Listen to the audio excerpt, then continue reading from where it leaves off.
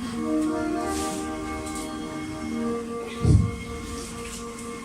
evening, church.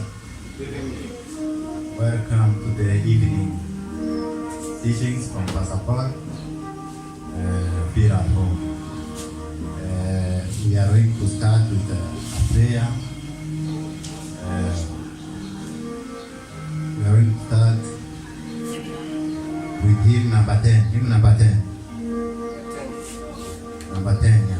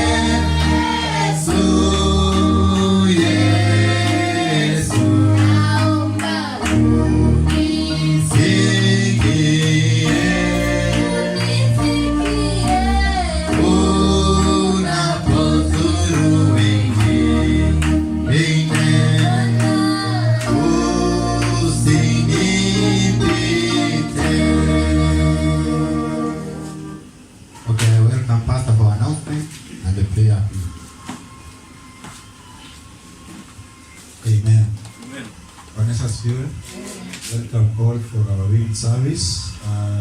This week is ending, is almost ending.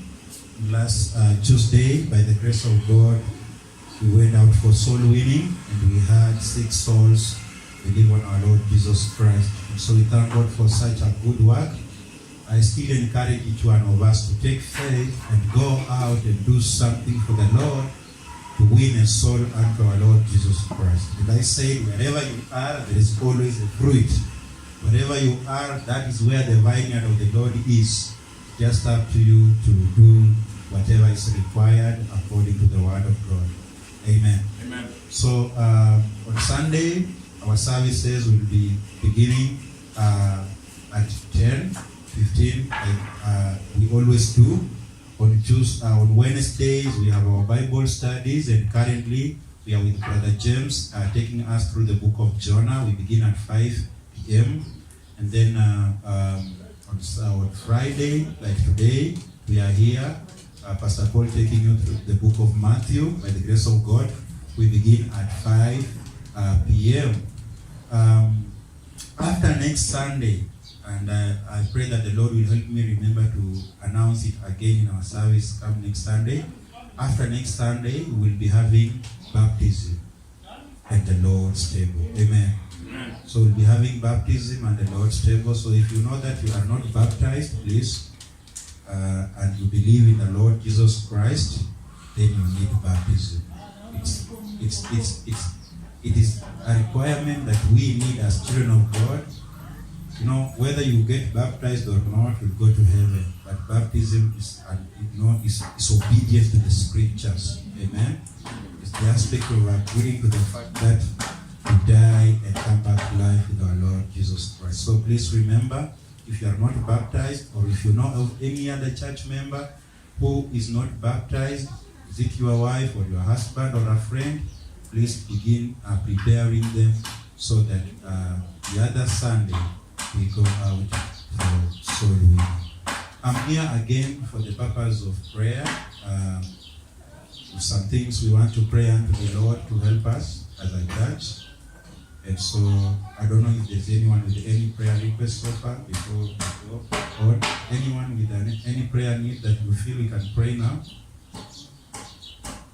Yes.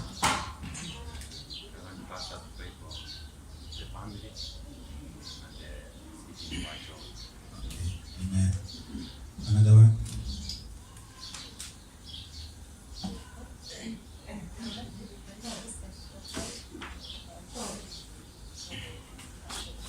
Amen.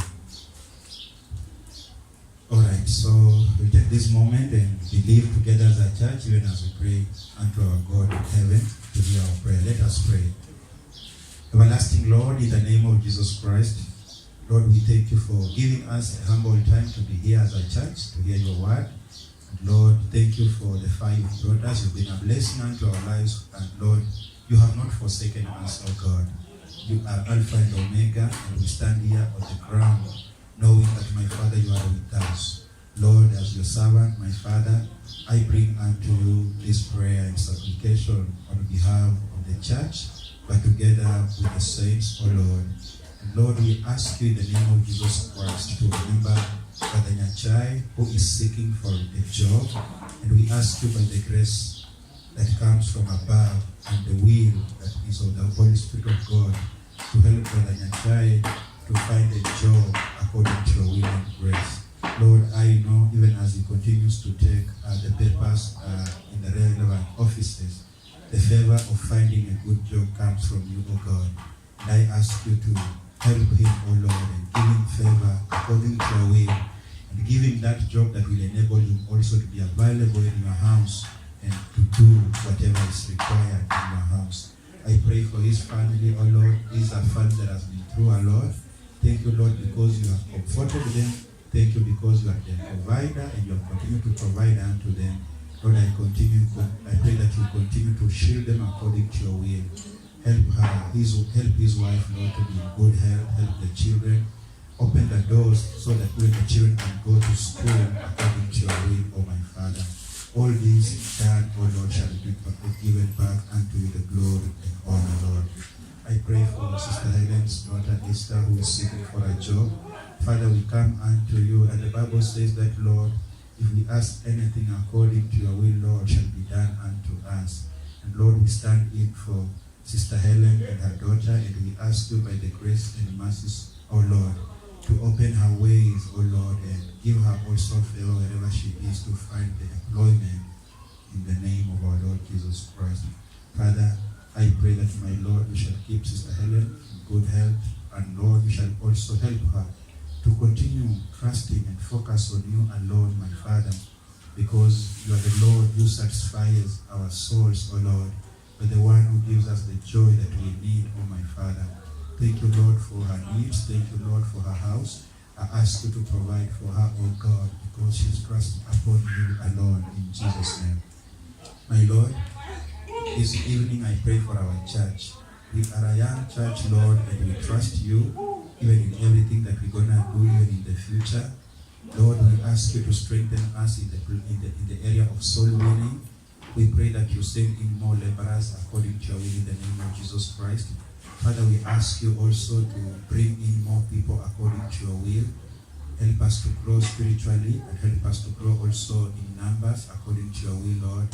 My Father, I also pray for young people of this church, young men, oh Lord. May you give them the Spirit of God to continue preaching your word faithfully, and so that, my Lord, they shall be ready to descend out there and serve you according to your will. Father, I pray that you shall use this church as, Lord, a church that shall spread your word all over the world, and even in Kenya here, oh God. May you use this church as a vessel to change the hearts of men and believe the gospel. Father, help me as your servant, help my family, help every church member of this place, oh God. May you sustain them according to your grace and will. In Jesus' name we pray and believe. Amen. I want us to sing number 57. Number 57. As Brother James will be preparing to come and read the book of Matthew 23.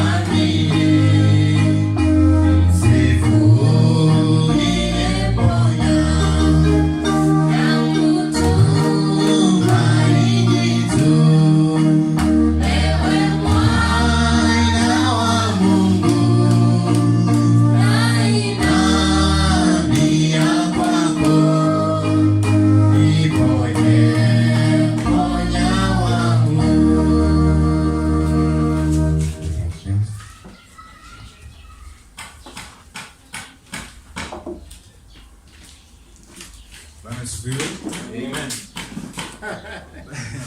Please turn your Bibles to Matthew 23.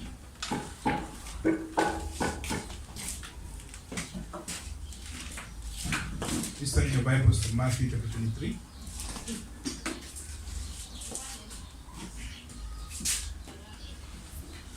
Matthew chapter 23.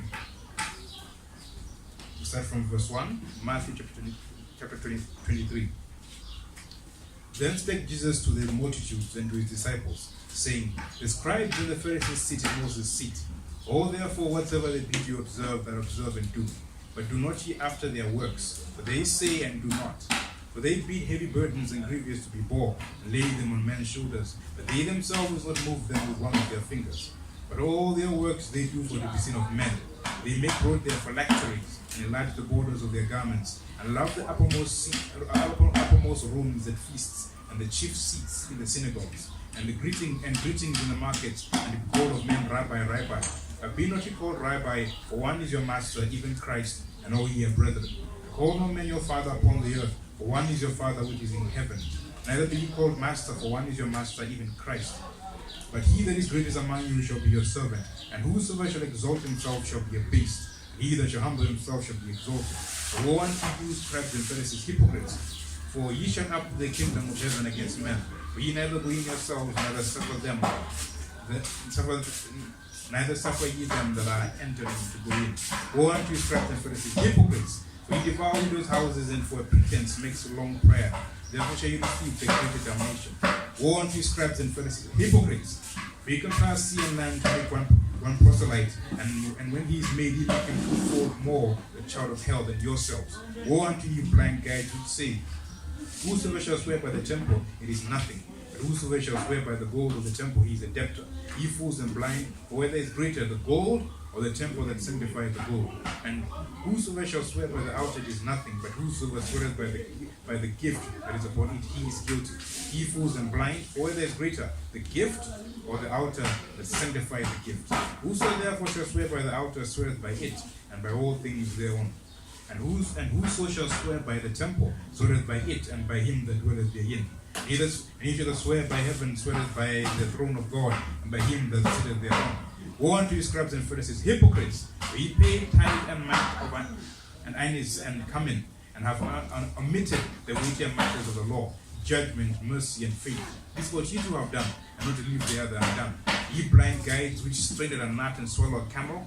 Woe unto you, scribes and Pharisees, hypocrites! For ye may clean the outside of the cup and of the platter, but within they are full of extortion and excess. Thou blind Pharisee, cleanse first that which is within the cup and platter, that the outside of them may be clean also. Woe unto you, scribes and Pharisees, hypocrites!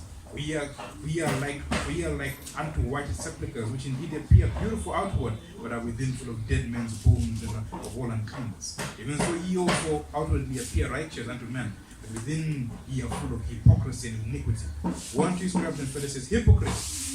Because ye build the tombs of the prophets and garnish the sepulchres of the righteous, and say, If we had been in the days of our fathers, we would not have been partakers with them in the blood of the prophets. Wherefore ye be witness unto yourselves, ye are the children of them which killed the prophets. Fill ye up then the measure of your fathers, ye serpents, ye generation of vipers. How can ye escape the damnation of hell? Wherefore, behold, I send unto you prophets and wise men and scribes, and some of them shall kill and crucify, and some of them shall ye scourge in your synagogues and persecute them from city to city, that upon you may come all the righteous blood shed upon the earth, from the blood of righteous Abel unto the blood of Zacharias, son of Barachias, whom ye slew between the temple and the altar. Verily I say unto you, all these things shall come upon this generation. O Jerusalem, Jerusalem, that killeth the prophets and stonest them which are sent unto thee. How often would I have gathered thy children together, even as the hen gathereth her chickens under her wings, and ye would not? Behold, your house is left unto you desolate. For I say unto you, ye shall not see me henceforth till ye shall see. Blessed is he that cometh in the name of the Lord. Amen. Let us pray.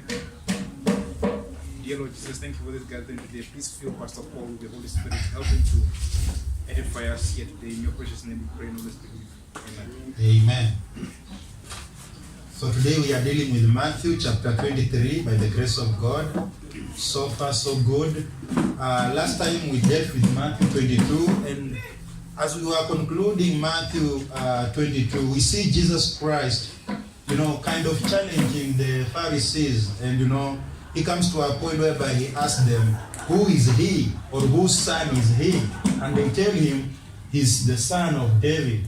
Then he comes to a point where he's telling them, if then I am the son of David, how come then again David calls me the Lord, oh my Lord?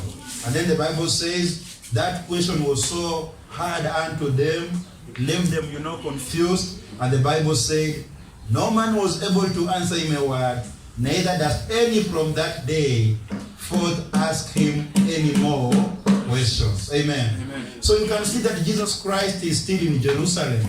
And in being in Jerusalem, he is speaking unto the disciples. At the same time, he is also speaking unto the multitudes. But again, at the same time, he is having back and forth, with the Pharisees and the Sadducees. I want you to look at verses 1 of chapter 23. The Bible continues to say, then spake Jesus to the multitude and to his disciples, saying, the scribes and the Pharisees sit in the seat of Moses. Verse 3, the Bible says, verse 3, the Bible says, all therefore, whatsoever they bid you observe, that observe and do, but do not ye after their works, for they say and do not. Now you see, Jesus begins, the Bible says that he is with the multitude. At the same time, Jesus is with the disciples. Here we don't have a Pharisee, as in like Jesus is addressing them. Okay, they might be aside maybe to tempt him, because they were always there just to make sure that they catch Jesus in his words or to find trouble with him. But the Bible is very specific here, saying that he was speaking unto his disciples and the multitude. But something surprising is that, or something that takes my attention is, verses 2, it says that the scribes and the Pharisees sit in Moses' seat. Amen. Now remember, in chapter 22, he just finished dealing with them. And I know that as he's dealing with them, or I believe as he was dealing with them, the disciples were watching, and the multitudes were also watching. Now after they have left without saying anything, they are ashamed.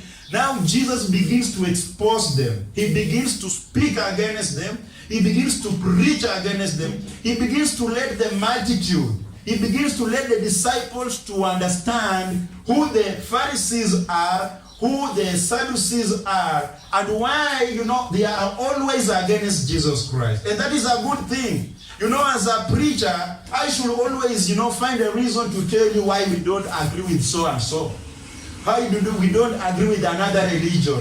Why we don't agree with other false prophets. Because in your heart you'll be wondering, why is Pastor Paul not agreeing with other people? Why is Pastor Paul not flowing with other people? In this place here, Jesus is going to help the multitude and the disciples to understand why they are bad people, why they are wicked. And number one, we see that these are the people that sit in the seat of Moses. What does that mean? That means these are the people that are, standing in the place of Moses, purporting to be like servants as Moses was, because the Bible says Moses was a messenger of God unto the children of Israel. He used to speak the counsel of God. Now at this time, Moses is not there. Moses is dead long time ago. And these are the men, the scribes are the men, and the Pharisees are the men in the church, in the temple. Amen? And now being in the temple, they are the ones who preach the laws of Moses. They are the ones who remind people about the Sabbath. They are the ones who remind the people about the covenant of God unto the children of Israel. They are the ones who are there looked at as the priests, as the people of the temple. Amen?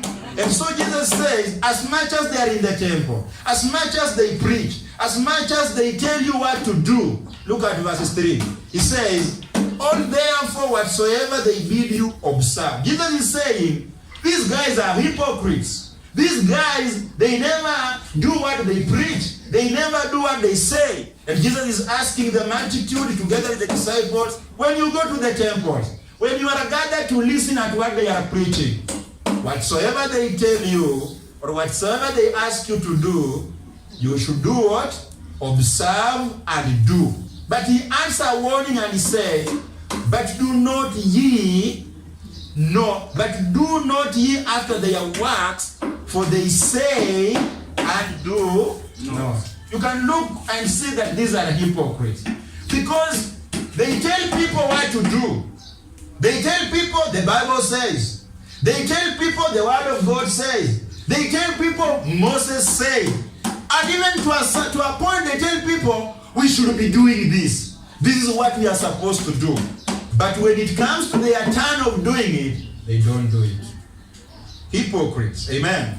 And you know what, brothers and sisters? Look at verses 4. The Bible says, for they bind heavy burdens and grievous to be borne, meaning to be carried, to be lifted, to be put on their back, and lay them on men's shoulders, but they themselves will not move them with one of their fingers. These are the guys that, will burden you with the doctrines. These are the guys that will burden you with what Moses said. These are the guys that will burden you with what the Sabbath law says. These are the guys that will burden you with the commandments. But they themselves are not willing even to do a little thing concerning whatever they are telling you. These are hypocrites. They want you carry a large burden, the Bible says. They want you lift a large, a large burden, but they are not willing to come to a point and do whatever they are telling people to do. And so you can see that Jesus Christ our Lord is exposing them. And Jesus Christ is also helping us to understand that today we have hypocrites. And you know what? If you have any preacher you know, or any Christian you know, who is good at telling you what the Bible says, and yet he or she is not doing, that is a hypocrite. Because it's no different from them and the Pharisees and the Sadducees. At one point Jesus said that unless our righteousness exceeds the righteousness of these Jews here, amen? Amen. And so, brothers and sisters, Jesus is telling the multitude, those guys are hypocrites. Okay, listen at what they teach you. Okay, listen at what they tell you, because whatever they are telling you is true. It is the word of God. But don't do what they do. Because they live opposite. They live a different life from what the Bible says. Imagine Pastor Paul being here, telling you every day, the Bible says, the Bible says. And when you follow Pastor Paul, you notice that Pastor Paul is not living as the word says. Yet he is the custodian of the word of God. He is a hypocrite. Amen?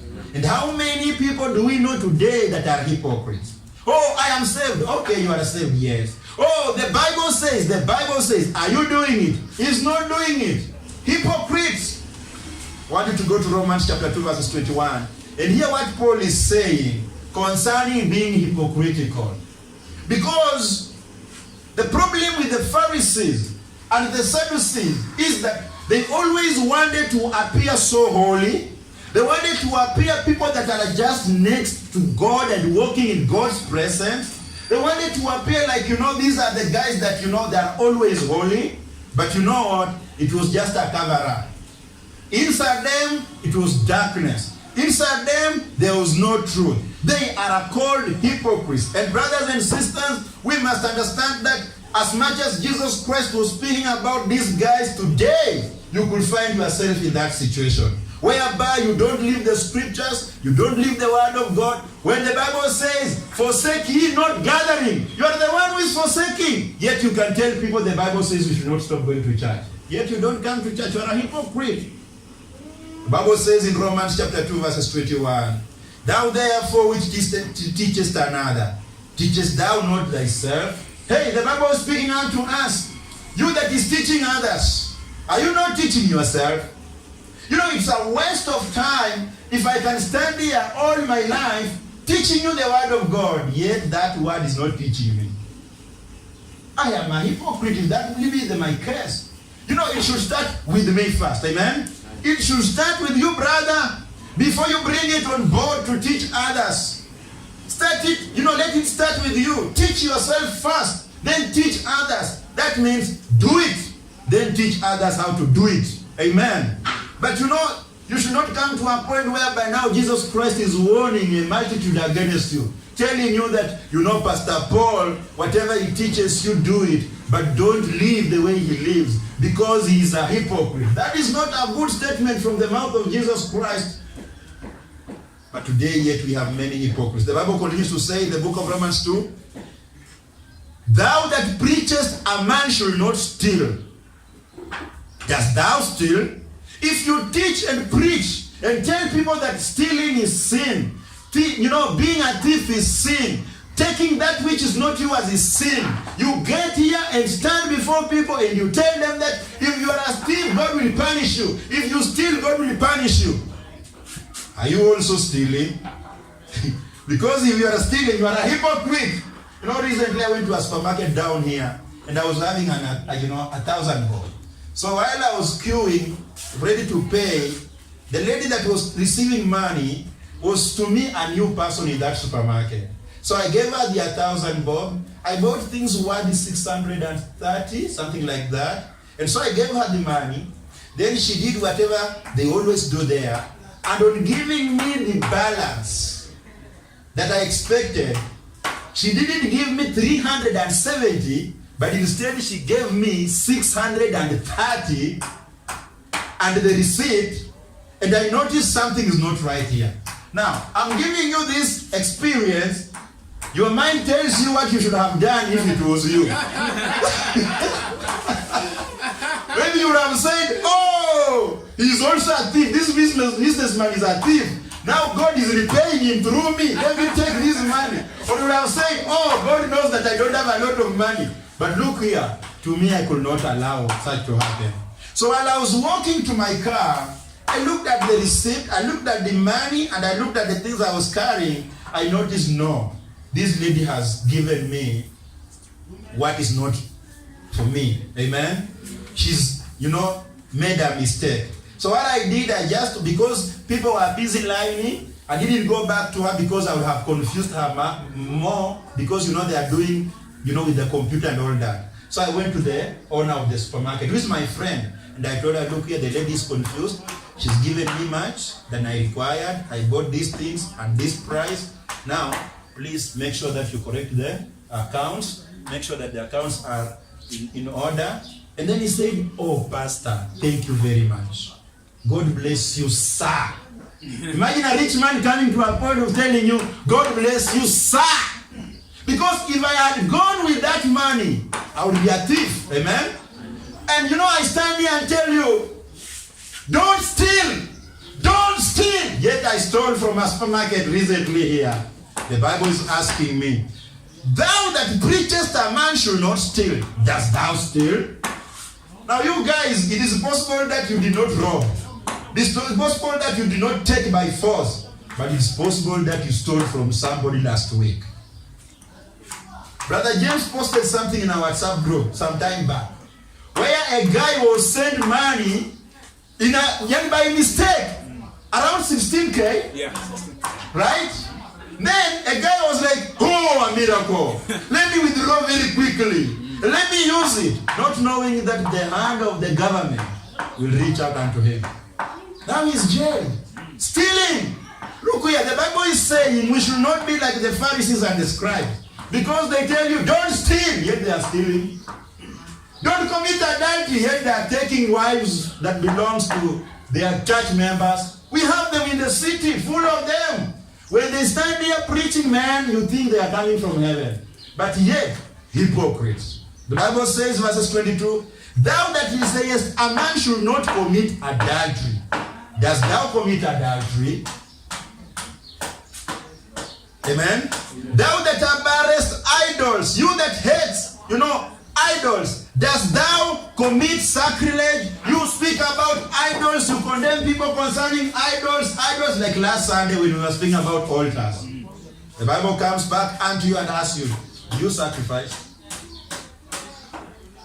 Verses 23, thou that makest thy boast of the law, through breaking the law, dishonorest thou God. Verses 24, for the name of God is blasphemed among the Gentiles through you, as it is written. So when you live a hypocritical life, this is not just about pastors. It's not about just Pastor Paul. It's also about you. How do you live where you live? People know you as a Christian. Are you living like a hypocrite? You are the one very noisy at that place. They know you as a noisy woman, but yet on Sunday with your big Bible. When you come from church, you say, hallelujah, we've been in church. The word was so nice. When Monday begins, a hypocrite. You turn, you are a chameleon. On Sunday, you are white. On Monday, green. Tuesday, blue. Wednesday, black. You keep on changing. Hypocrites. So Jesus is condemning these guys here and telling them, you know what? If they tell you, whatever they tell you in the name of preaching, you do it. But he's telling them, do not ye after their works, because they live opposite of the scriptures. Amen. Amen. Brothers and sisters, I want you to go to 1 Timothy chapter 4, verses 11. And the point I want to make is that any true man of God, even a Christian, should live as an example in the word and in deed. We should not just be a kind of people that will always impress people while preaching and speak good words and big words and the words of the scriptures, quoting scripture after scripture, scripture after scripture, and yet that is not applied in us. And that is the problem that we have today. Today we have men that are known as oracles of God. We have women that call themselves the oracles of God. But look here. That oracle, you compare with the life she is living, or the life is living, they are two different things. There's a common saying in this country that says, they preach water, and they take wine. Imagine, most preachers in this land, they preach water. Hey, they tell you things that you are supposed to do. But when it's their turn, they enjoy wine. They are living an opposite life. But the Bible says unto us, 1 Timothy chapter 4, verses 11, that we should live a life that is a good example even to people that are surrounding us, especially to the believers. I should not be here preaching only for the purpose of preaching, and yet to this church I am not a good example. To my people in the house, I am not a good example. To where I live, I am not a good example. That is very wrong. The Bible says in 1 Timothy chapter 4, verses 11, these things command and do what? Teach.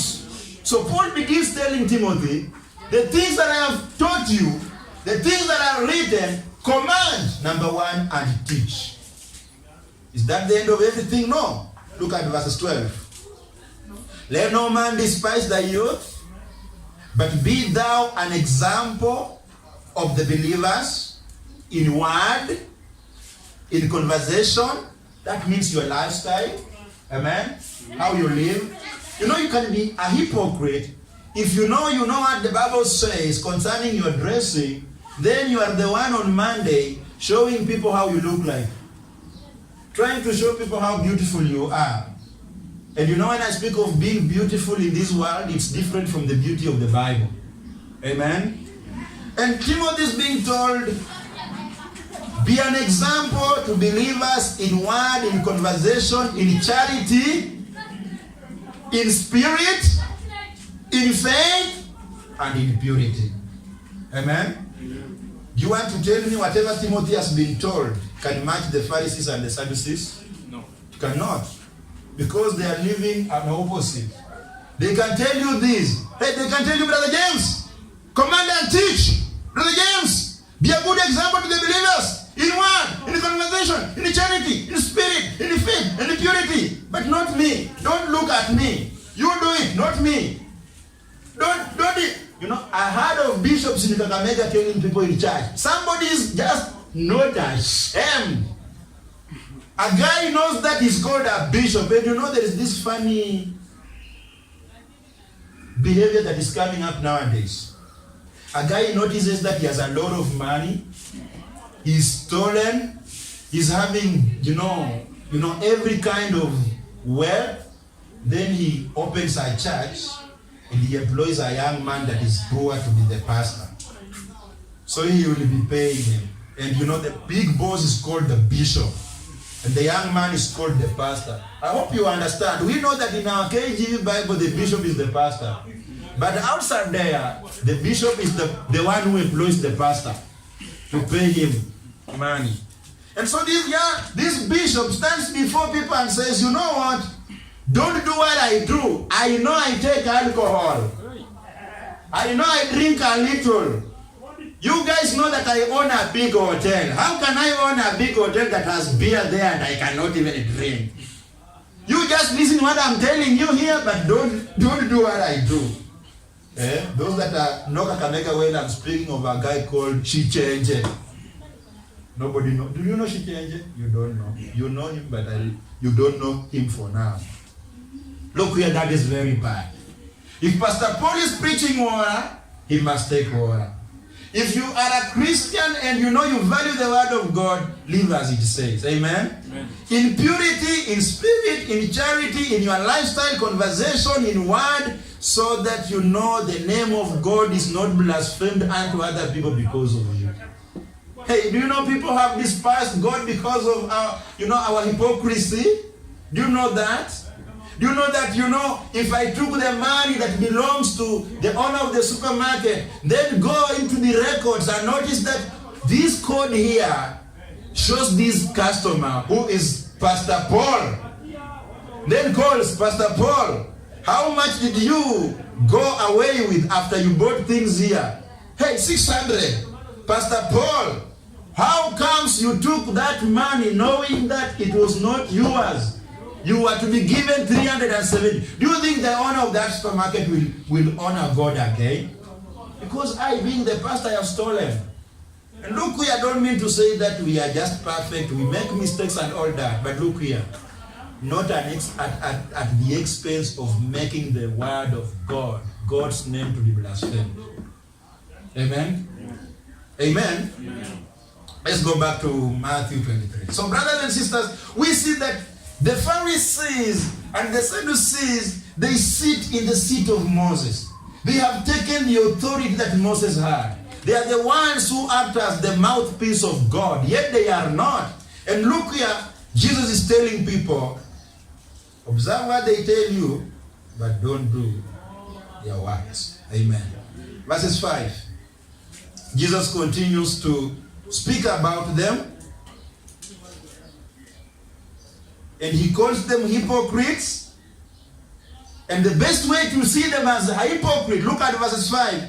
The Bible says, but all their works they do for to be seen of men, they make broad their, how did you read this word? Phylacteries. Phylacteries.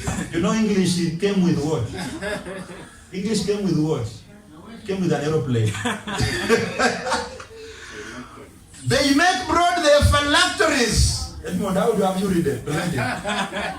They make broad their phylacteries and enlarge the borders of their garment, verses 6, and love the uppermost room, so at feast and the chief seats in the synagogues, verses 7, and greetings in the markets, and to be called of men, Rabbi, Rabbi. Look at these hypocrites.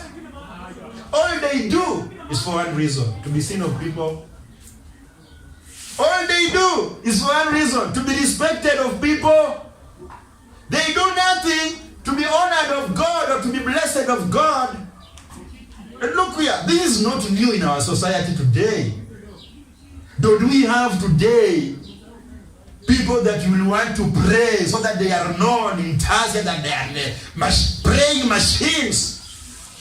Speaking in tongues machine. You know, there is this guy called Bushiri. I know you know what I'm going to say. So Bushiri was saying that, I don't really say that he prays in the machine gun tongues, something like that. Then he begins, machine gun tongues. Look here, hypocrites. Because you know what? They do all this to be known of men, to be, to be praised of men, and that is the problem of these guys here. Whatever they see, they are not doing it for the sake of God. Hypocrites. And the Bible says, The Bible spoke of phylacteries. If I read well, or if I pronounce it well, what is a phylacteries? These are a small leather box containing Hebrew text on vellum, worn by Jewish men at morning prayer as a reminder to keep the law. So it's like, a box. Whenever they go pray in the morning, they are wearing it. And it's containing the law. And so whenever they are praying, they have it. And so the Bible says these guys here have, they make broad their phylacteries. It's like they are carrying it in a way that everybody should see.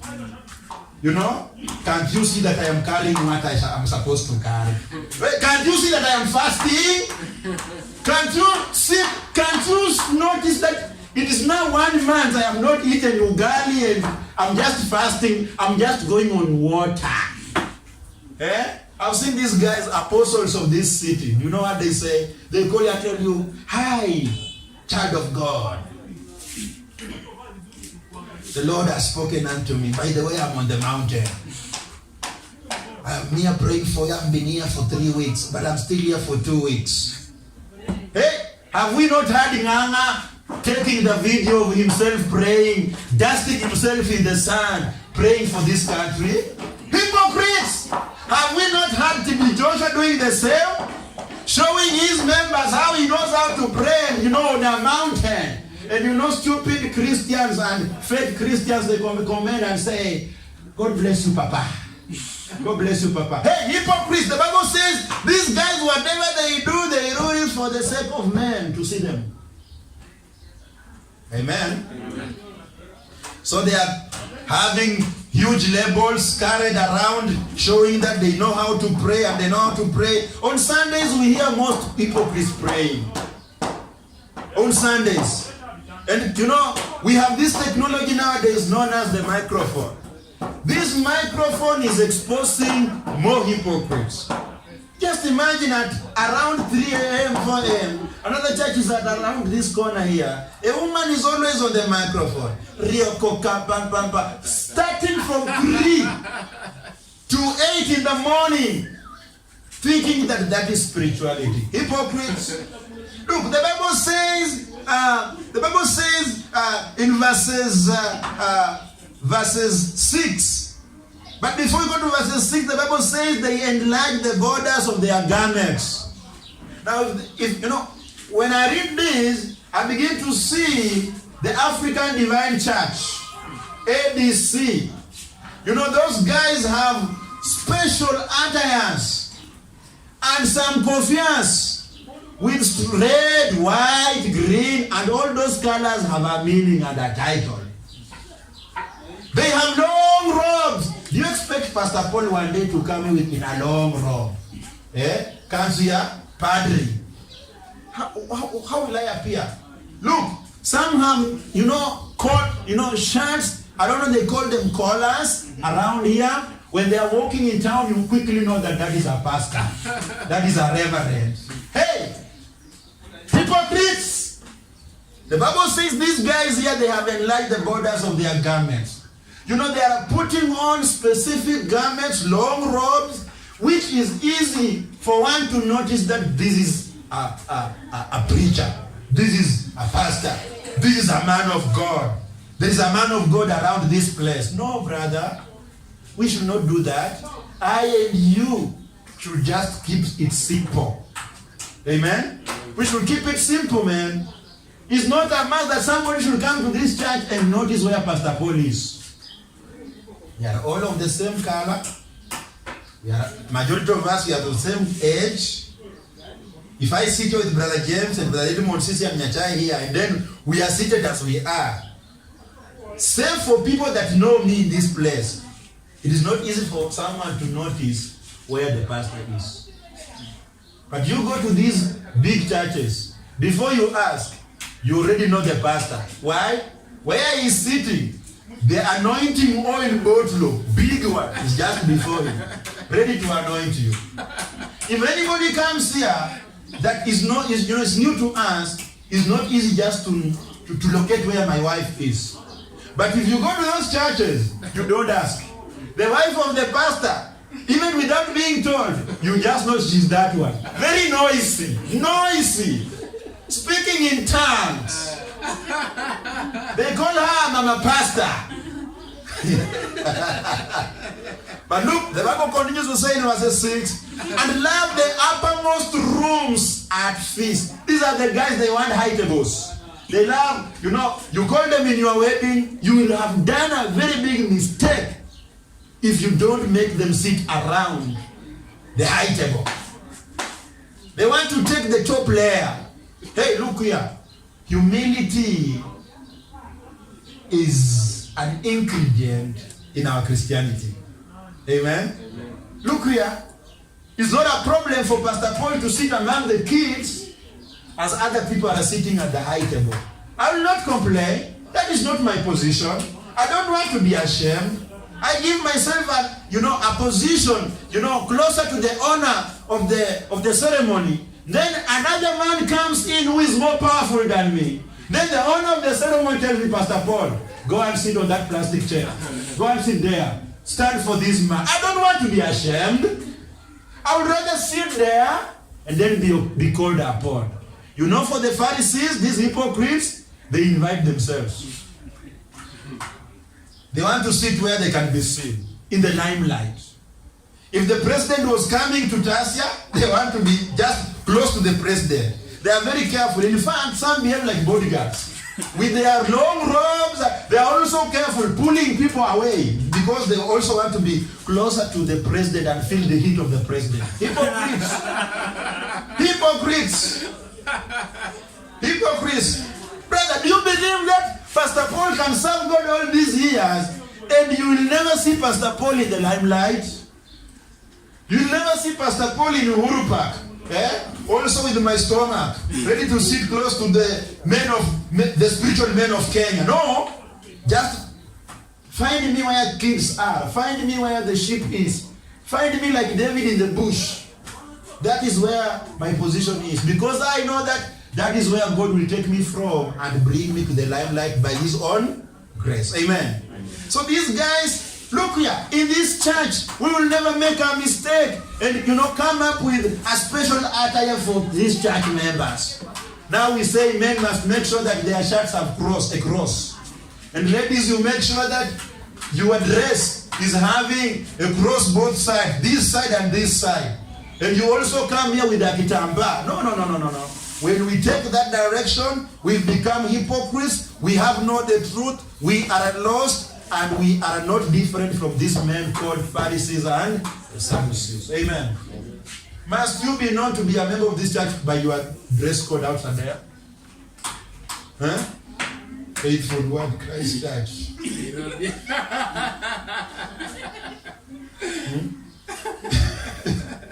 The Bible says, they love the uppermost rooms at feasts and the chief seats in the synagogues and greetings in the markets, and to be called men Rabbi. These are the guys. Hey, how are you? Do you know I am a pastor? Praise God. Do you have any problem? Can I pray for you? Hallelujah, hallelujah. You greet him. How are you, sir? Amen, amen, amen, amen, amen. Instead of saying, I am okay, I'm fine, he answers, amen. Good morning, sir. Amen, amen, amen. In the market, so that people can know that he's a pastor. They want to prophesy even in the street. Whenever the vehicles are running, without direction, they say, I command you in the name of Jesus Christ, calm down. No, that is not your work. This is for the Pharisees and Sadducees. And I told you last time, they are always at that junction. Another stupid man came to my house. He calls himself an evangelist. Then after some few days, I found him in that junction, standing on an elevated place without a microphone. And then he's just busy, this way. I am the evangelist. I am telling you, God will burn you down. Again, I am becoming the MC of this place in the year 2022. Now you are an evangelist. You are telling people God will burn them. Again, you are telling them they should elect you in the year 2022 because you want to stand for an MCA. Hypocrites, they feel good when you call them master. Rabbi. I don't have a problem if you call me Brother Paul.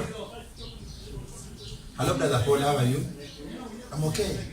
But these men here, when you call them Rabbi, Rabbi means master. When you call them Rabbi, you are a good friend unto them. Amen. Brothers and sisters, we are speaking about the Pharisees and the Sadducees, but you don't need to go to Jerusalem to see them. We have them here in Kenya. We have them all over. We have them in Tanzania. The Bible says, do not do their works. Don't be like them. Amen. And for God's sake, will you also even take time? Will you waste your time listening unto them? Because maybe during that time the Pharisees and the Sadducees knew the law of Moses. Whoever we have today, they even don't know the word of God. What they are just looking for is position, title, and respect and all that. Amen. Look at verses 8. Jesus continues to say, but be not ye called Rabbi, for one is your master, even Christ, and all ye are brethren. Look, it's a beautiful thing for you to know that you and Pastor Paul are just brethren. I'm not your Lord.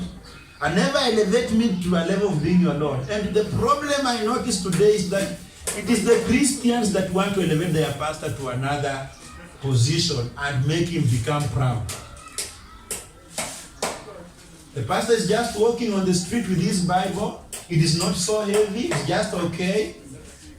A brother comes, Pastor, let me carry for you that Bible.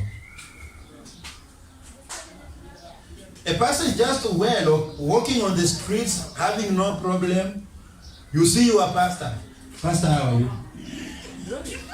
Pastor, how are you? What is your problem? Why are you doing that? And once you begin doing that unto the man of God, he should cry. He should weep. He should even tear his clothes. But on the contrary, they don't do that. When you worship them, they feel great. They feel lifted. But Paul and Barnabas, after noticing that people are lifting them instead of lifting God, Paul was not happy. Even after having been given a good name, a new name that represents their gods and Barnabas, the Bible says these men cried. They wept to an extent of tearing down their clothes. That is the true picture of a man of God. Amen? Amen. That is the true picture of a servant of God. That is a picture of humility. But yet today, they feel good to be called master, papa, dad, my spiritual father, I have a problem. Tell me what you think I should do. And the spiritual father will not tell you what the Bible says. And when you are told what the Bible says, besides what the spiritual father told you, you rather ignore the word of God and follow what the spiritual father told you, which is wrong. I spoke about the spiritual father, and the next verse is speaking about the same. Look at verse 9. And call no man your father upon the earth, for one is your father, which is in. Now I want to speak something concerning that, because some people may not understand. Number one, we have our biological fathers. I have my father. Jesus is not saying that I should stop calling my father, father, because I have my biological father. The Bible says, honor your father and your. So if you wake up and go home and say, Jesus said I should not call you father, I should not call you mother, you are ignorant and stupid. You don't know the scriptures, man. I need to go to 1 Corinthians 4:14 and see what Paul says concerning this subject. Because today people have been elevated in the name of pastors. Everybody is called a father. And the problem with that is that whoever is being called a father is being elevated to a level of God. It now becomes to a situation whereby it depends with what he says. Whether he is wrong, whether he is not wrong, provided father has said.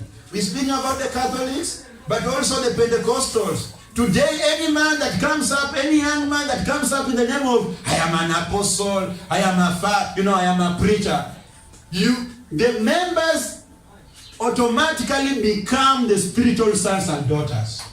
Now, you guys, let us just say the truth. Brother James just came in recently. Amen?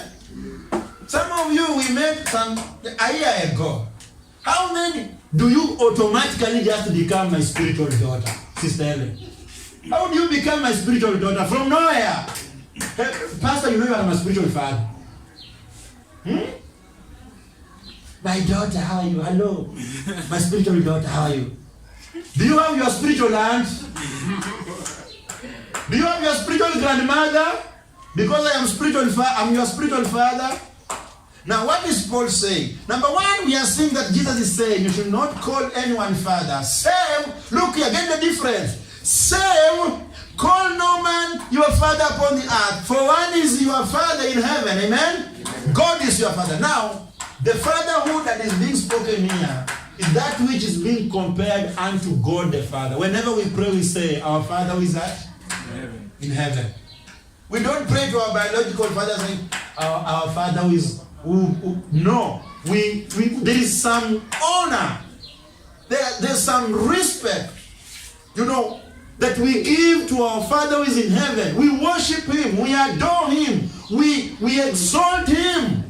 But yet, the fathers that we have in the name of preachers today are being also exalted to the level of God. And that is which Jesus is saying, don't. Look at 1 Corinthians 4:14. The Bible says, I write not these things to shame you, but as my beloved sons. Now Paul says, as my beloved sons. So that tells you, Paul has sons spiritually. Why? Because number one, he preached unto them the gospel. They got the gospel and believed. It is Paul that is ministering unto them, feeding them the word of God. From that day they got saved. So he has all the rights to call them my beloved sons. And he says, I warn you. Because he has that spiritual authority over them to feed them the word of God, but also to show them the way and to warn them if they are doing it astray. Paul did not just come from the vacuum and call himself, I'm your spiritual father. No. Look at what the Bible says in verse 15. For though you have 10,000 instructors in Christ, yet have you not many fathers. For in Christ Jesus, I have begotten you through the gospel. So what is Paul saying? Paul is saying, it is possible that you have many teachers. It is possible that you have many instructors. But you should not forget that you don't have many fathers. Now, I think I only have one biological father. Patrick.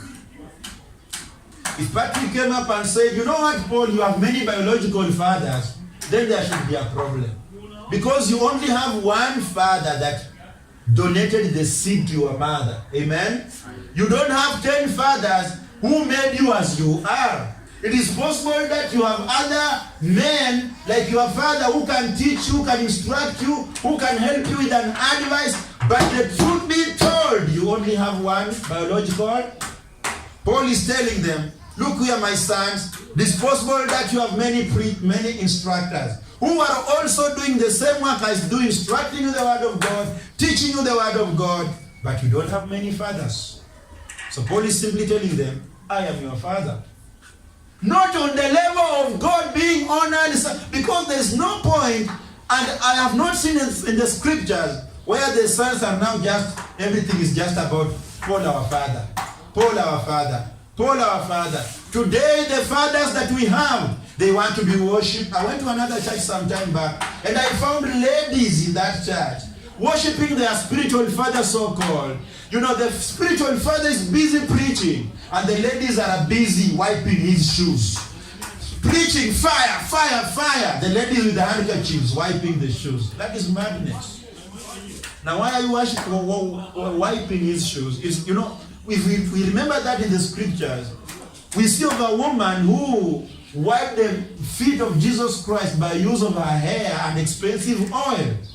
Because Jesus is God in the flesh.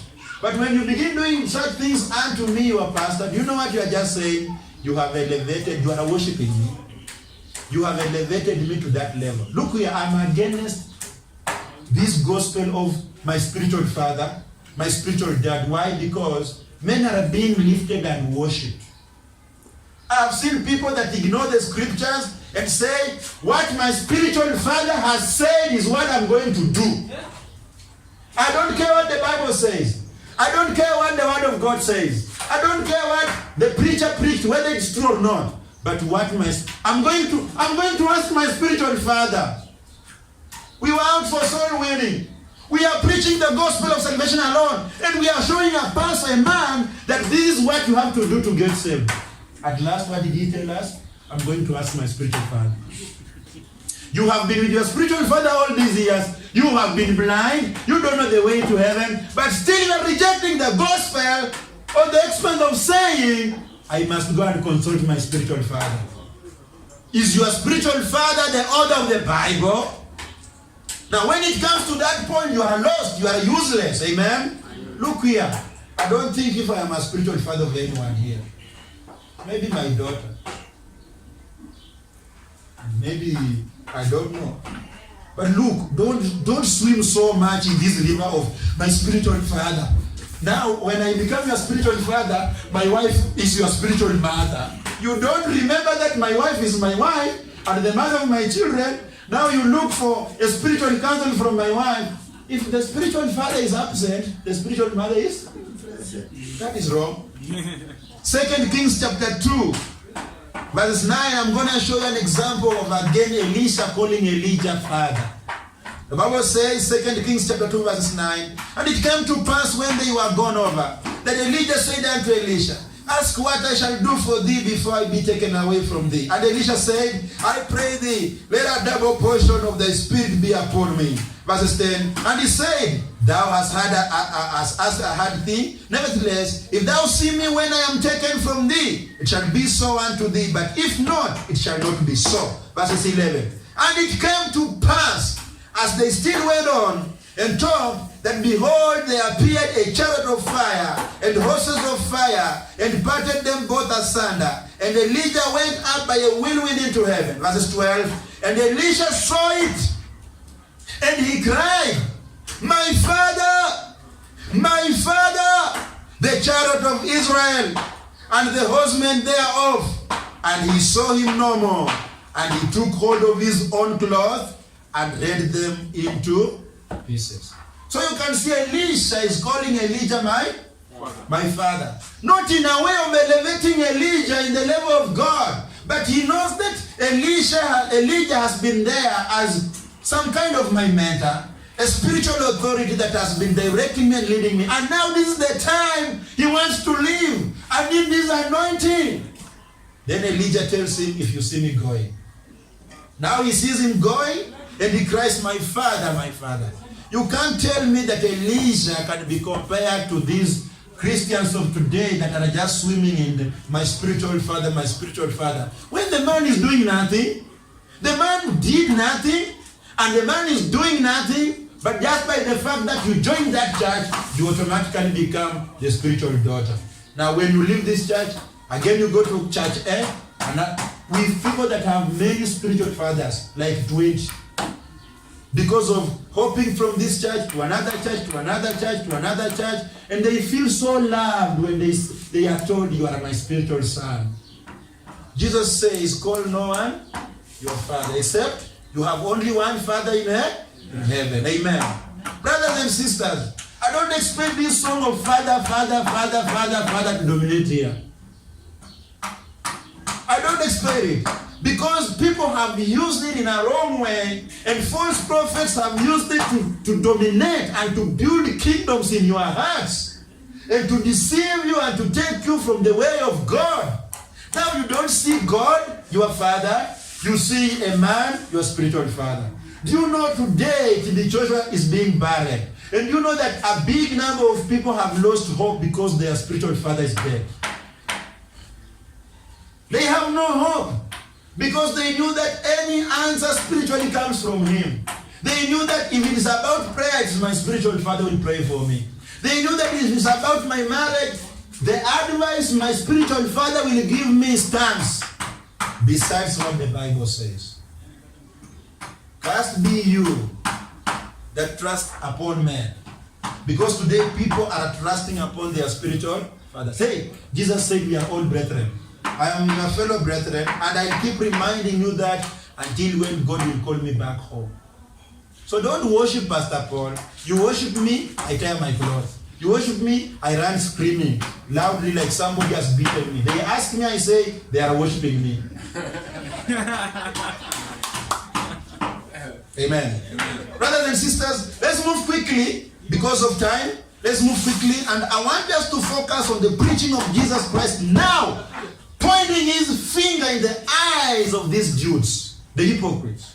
Look at verses 8. The Bible says, Jesus begins to preach tough, and let me know, do you think this is the Jesus that we see today? Do you see this Jesus that we are preaching and reading in this chapter, the same as the Jesus of Mary, mother of Jesus, Elia Padri, pray for us? I want you to compare this Jesus and that Jesus of the Catholic. Compare this Jesus and that dude that is having long hair, and tell me if this Jesus is so soft or so rough. Verse 13, Jesus says, but woe unto you, scribes and Pharisees, hypocrites. Now today if you call anyone a hypocrite, you are in trouble. You receive God's sermons. You are being warned and insulted. Jesus is not dreaming. He's not saying it secretly. No. He's shouting, woe unto you, scribes and Pharisees, hypocrites! For you shut up the kingdom of heaven against men, for you neither go in yourself, neither suffer ye them that are entering to go in. They are hypocrites because they pretend that they are taking people to heaven, yet they are the ones blocking people to see the kingdom of God by preaching a works-based salvation. Hypocrites. Do you know what Jesus is saying? Any preacher that is preaching a works-based salvation is a hypocrite. Why? Because he makes people to believe what is not true. Amen.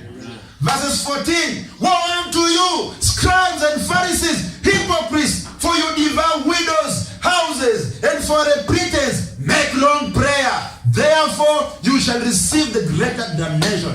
He's calling them hypocrites because they enjoy visiting widows. And when they visit widows, they are not helping them, but they use prayers to steal from them. Long prayers. Let us pray. Cry, cry, cry, cry, cry, cry, cry, cry, cry, cry, cry. The Lord is saying, the Lord is saying, the Lord is saying, give me your shamba. The Lord is saying, you give me 10,000. You honor the man of God. And the widow gives you the money, having a hopeless situation, and God calls them hypocrites. Amen. Don't we have preachers today that are using and misusing the widows? Today we have preachers that have built kingdoms, have bought jets, have bought mansions by the fact that they have widows in those ministries, and it's the widows that are financing them. Hypocrites. Look at verses 15. The Bible says, and look here, before I proceed on verses 14, Jesus concludes by saying, therefore you shall receive the greater damnation. The punishment is greater. My friend, this tells you that don't tell people that sin is equal. Don't tell people that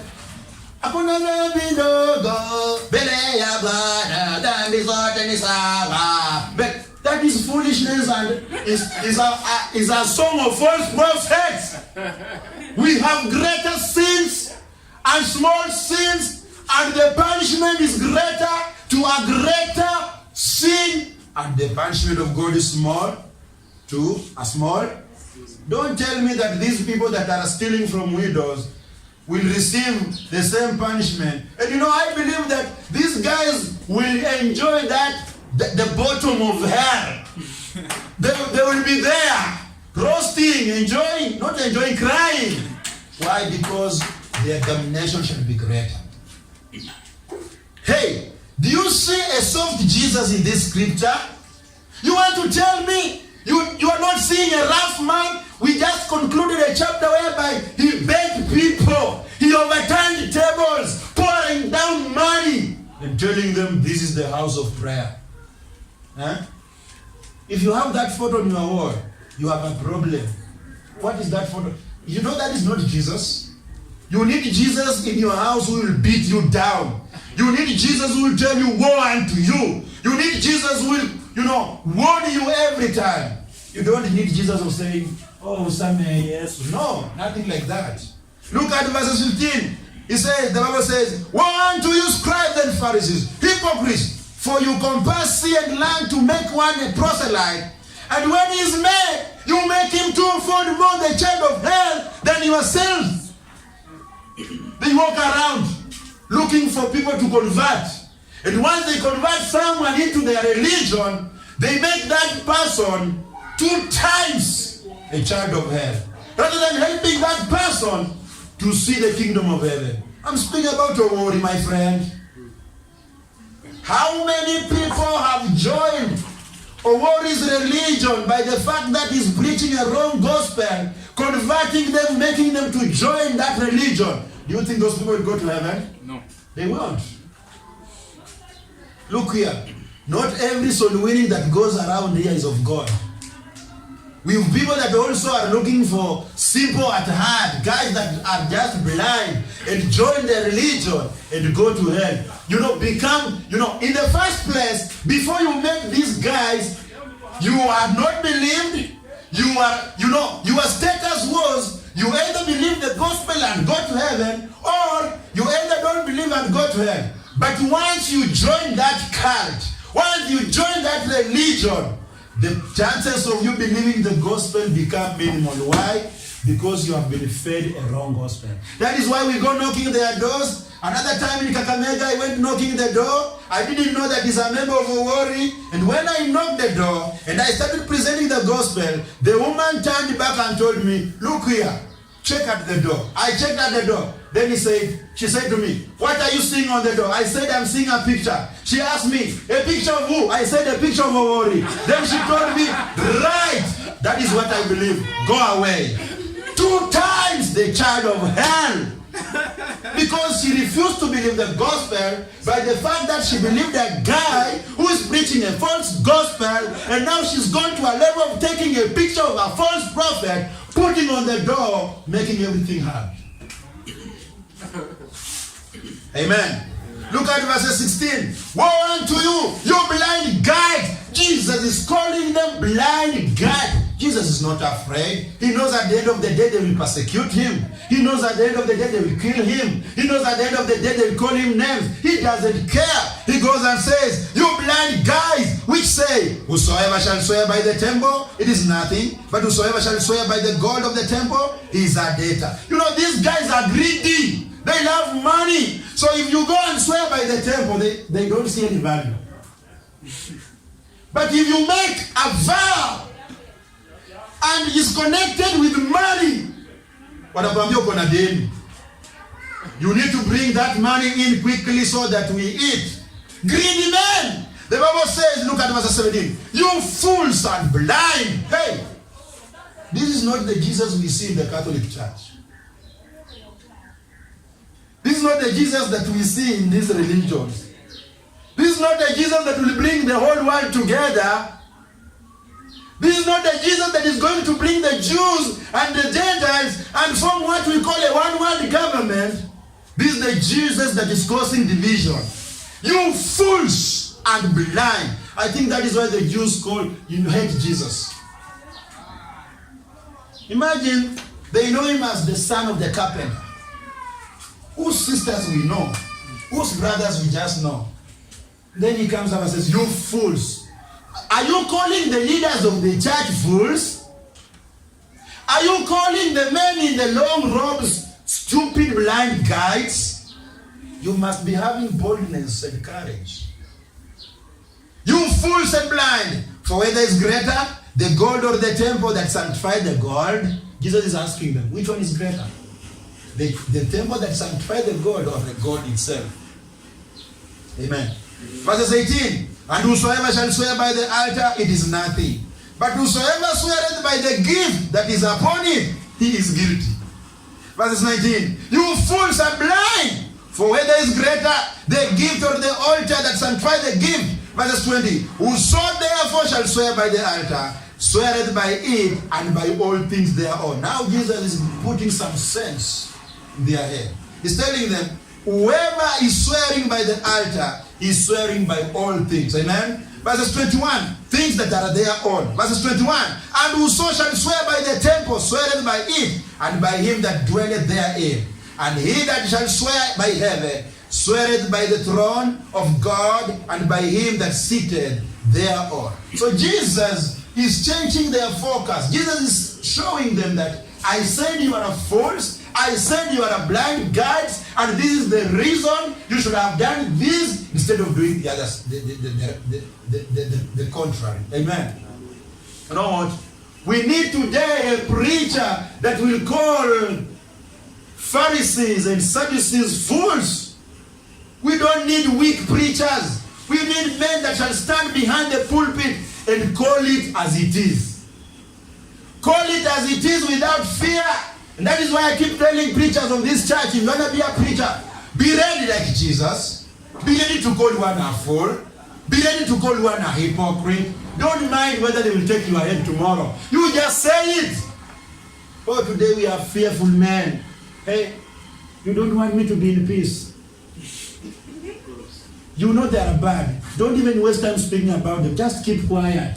Hey, who said that? Jesus already knew that these dudes are wicked. They are going to hell. But that did not give him a piece of just keeping quiet. He went forth, calling forth. You know what? The importance of calling out these, wolves and ravenous wolves. The importance of calling out them. You are helping the sheep. Amen? Amen. You are helping the sheep to notice that this one is wrong. These are not good men. It's like today when we call out homos, the lesbians, we are not just calling them. We are helping you, the sheep, to know that they are a dangerous species. Amen? So don't say that, Pastor Paul, why can't you just preach Jesus, preach Jesus. That is what they always tell me. Just preach Jesus. Why do you waste time preaching about other people? Look here. Is Jesus not preaching about the Pharisees? You want Jesus to preach Jesus? No, he's preaching against them. He's calling them stupid fools. Look at verses 20. Which verse? 23. 23. Woe unto you, scribes and Pharisees, hypocrites! For you pay tithe of mint and anise, of cumin, and have omitted the weightier matters of the law, judgment, mercy, and faith. This ought ye to have done, and not leave the other undone. You know what? I don't have time. But this is the scripture that those who hate tithing use. You cannot see that Jesus is accusing the Pharisees for giving the tithe. Jesus is not accusing them for giving the tithe. Jesus is telling them, you have focused so much on that, and then you ignore things that are so important. For example, judgment, mercy. So these guys are not merciful. These guys are not having faith. They aren't faithful. These guys cannot give the right judgment. But look here, they are so much interested. I am the one who's giving a lot of tithe in that church. Hey, did you see that pastor having a good suit? No, it is my tithe. I don't miss giving a tithe. Every day, on 15th of every month, I must send a tithe. And even they know me. They know I am a good tither. Jesus is saying, look here. You ought ye to have done and not leave the other. The Bible is saying they should have done everything. So as you give your tithe, also remember to be merciful. Amen? As you give your tithe, also remember to give the right judgment. As you give your tithe, also have the faith of our Lord Jesus Christ and be faithful. Not for the hypocrites. It's like, whenever they enter the temple, it's about tithe. Did you give your tithe now? What is your problem? Did you give your tithe? Tithe. Look how I give my tithe. Look how I give my tithe. I'm the one giving a lot of money. Jesus is saying, that is wrong. But Jesus is not saying that we should not give our tithes. Amen. Unless you don't understand, or unless you are also blind. Verses 24. You blind guides, which train a gnat and swallow a camel. Now, a gnat is a small flying insect. Amen. I was so careful to check that because I didn't know it. It's a small flying insect. And Jesus is telling these guys, you strain at a small flying insect. He said, It's like, they have a problem in swallowing a small insect, but they find it easy to swallow a camel. Figure out that. I hope that the Holy Spirit will help you understand what Jesus is saying. Because this to me is like a proverb. Hey guys, you strain with a small insect like a mosquito, but you are able to swallow a camel?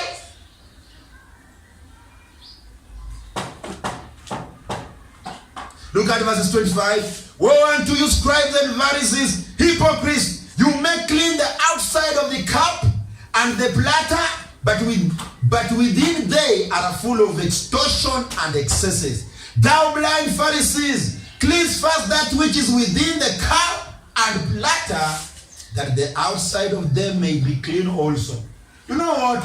I thank God for these words. It is speaking to some people today in this generation. Oh, God looks at the heart only. Oh, God looks at the heart. Don't judge me, Pastor. God looks at the heart. Hey, Jesus is saying, if your inside is clean, your outside will also be clean. You can't walk around like a mad woman, showing your buttocks and your nakedness like a woman who doesn't have, a good mind. And then you say, you don't judge me. Jesus knows that my heart is clean. No! If your heart is clean, your outside will also be clean.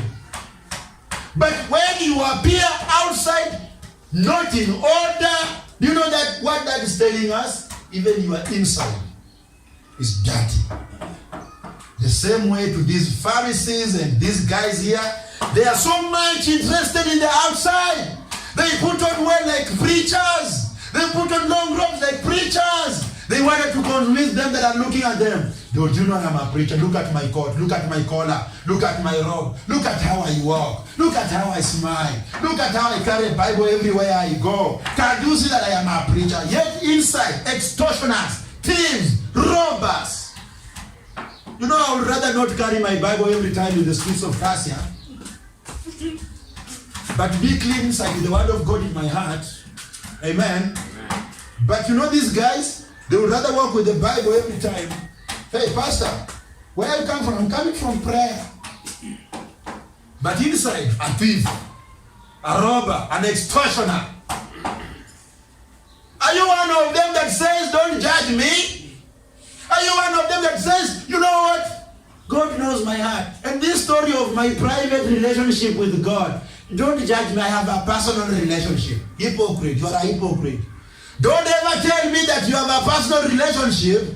You are using that statement to hide behind the corridors of your secret life.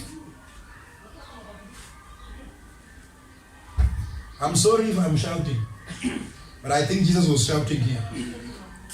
Or was he saying, woe unto you,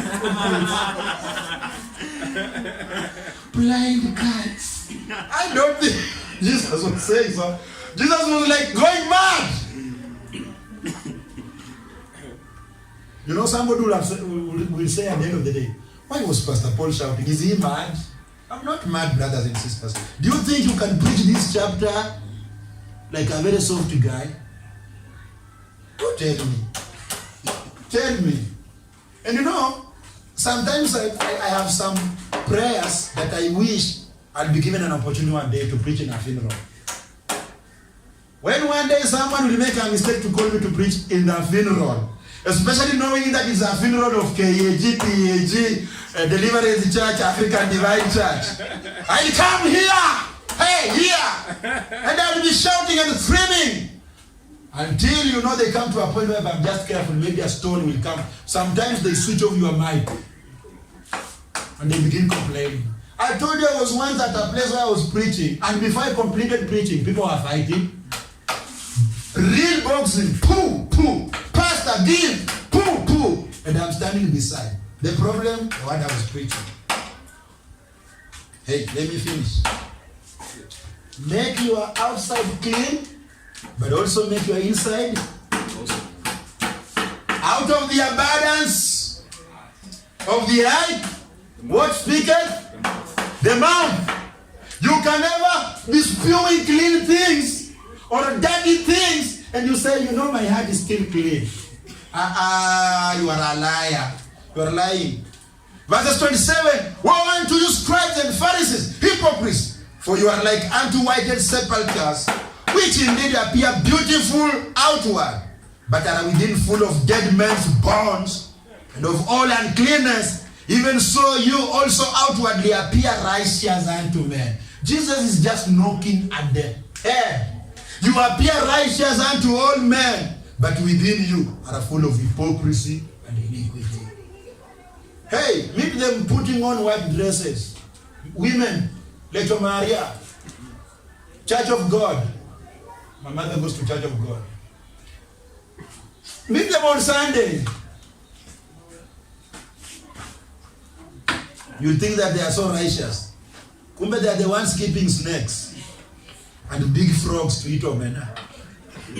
Verses 29, woe unto you, scribes and Pharisees, hypocrites, because you build the tombs of the prophets and garnish the sepulchres of the righteous, and say, if you had not been in the days of our fathers, we will not have been partakers with them in the blood of the prophets. So these guys are busy garnishing, making beautiful the graves of the prophets that died long time ago as a reason of being killed by their fathers. And they are saying, if you were there in the days of our fathers, we would have not killed the prophets like our fathers did. But Jesus is telling them, you are lying unto yourself. As much as you are making the graves beautiful, you are like your fathers. Let's continue reading. It says, and say, if you had not been in the days of our fathers, we would not have been partakers with them in the blood of prophets. Verse 31. Wherefore you be witness unto yourselves that you are the children of them which killed the prophets. Fill ye up then the measure of your fathers. You serpents! Hey, Jesus called people's names. Didn't you realize that? Imagine Pastor Paul standing here and dad preaching unto you and calling you serpents! Will you come back this Sunday? Yani pastor ananizarau hivyo. Yani tumekaa pastor naona tunyoka. Look, Jesus is calling them, you serpents, you generation of vipers. You know what a viper looks like? It spews a venomous poison, which when it comes on you, the chances of surviving are very minimal. So Jesus is comparing these guys to a very dangerous animal. How can you escape the damnation of hell? Jesus is telling them, as much as you paint those graves, it's useless. Hell is for you guys. It's a done deal. You will never get saved. You are reprobates. You are reprobates. Jesus is telling them, people should be bold like Jesus.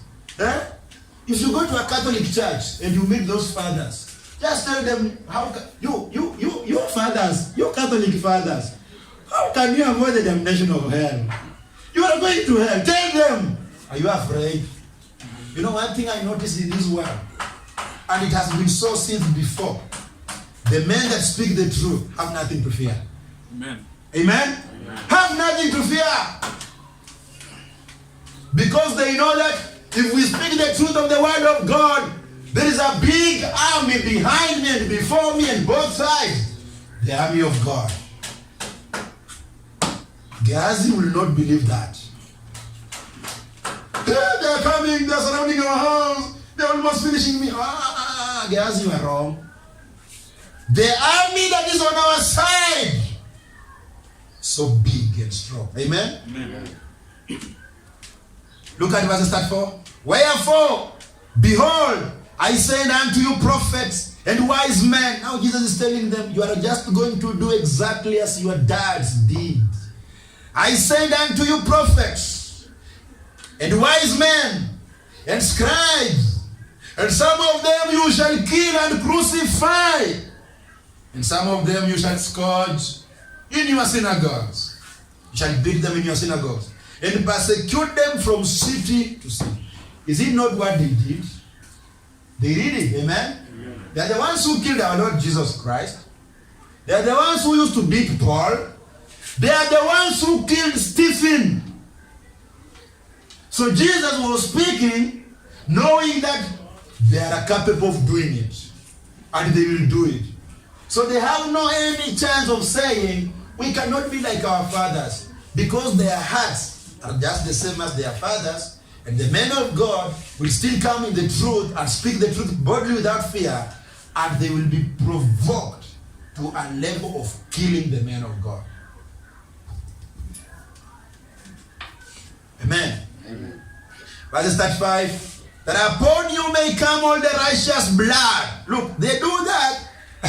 Look at verse 35. That upon you may come all the righteous blood shed upon the earth, from the blood of the righteous Abel, and of the blood of Zachariah, son of Barachias, whom you slew between the temple and the altar.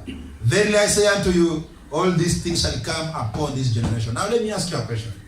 Do you think these Pharisees that Jesus is speaking to at this time killed Zacharias? Are they the ones who killed Zacharias? No, they are fathers.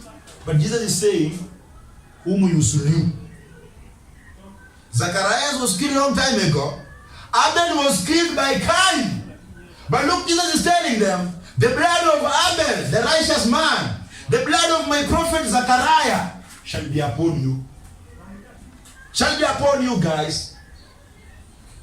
And you know when you read the book of Revelation, the Bible says, the souls of them that were killed are crying before who?